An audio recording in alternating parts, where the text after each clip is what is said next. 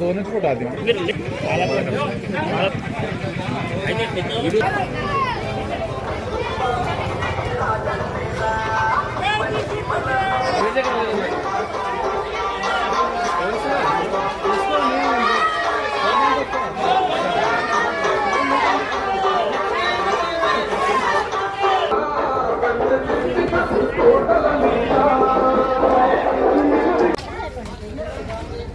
Municipal ఎన్నికల ప్రచారంలో భాగంగా ఈరోజు 12వ వార్డులో ఇంటింటికి ప్రచారం నిర్వహించడం జరుగుతుంది.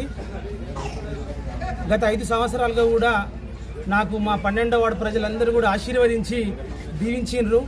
వారి అనుగుణంగానే మా 12వ వార్డులో ఎంతో అభివృద్ధి కూడా చేయడం జరిగింది. ప్రజల మనసుకు హత్తుకునే విధంగా కూడా అభివృద్ధి చేయడం జరిగింది.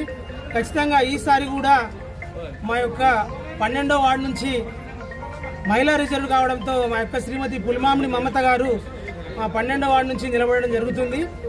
లాస్ట్ టైం కూడా కాంగ్రెస్ పార్టీ నుంచి కూడా భారీ మెజార్టీతో నా 12వ వార్డు ప్రజలందరూ కూడా దీవించి గెలిపించారు. కాబట్టి 12వ వార్డును ఎంతో గొప్పగా అభివృద్ధి చేసినాము. మళ్ళీ కూడా ఈసారి అవకాశం ఇచ్చినట్టయితే ఇంకా గొప్పగా కూడా 12వ వార్డును అభివృద్ధి చేస్తాము.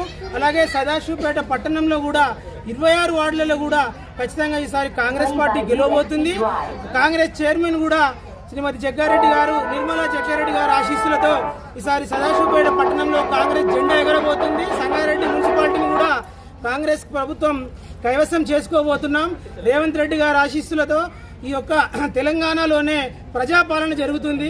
6 హామీలను కూడా ఒకటి వెంట ఒకటి ఖచ్చితంగా అమలు చేసి తీరుతున్న ఘనత మన కాంగ్రెస్ ప్రభుత్వానికే దక్కుతుంది. కాబట్టి ఖచ్చితంగా ఈసారి కూడా నా 12వ వార్డు ప్రజలందరూ కూడా పులిమామిడి మమత గారికే ఓటు వేసి నిండు మనసుతో ఆశీర్వదించి బ్రహ్మాండమైన మెజార్టీతో గెలిపించాలి. మేము సొంత సొంత నిధులతో కూడా బోరింగ్ వేయించడం జరిగింది.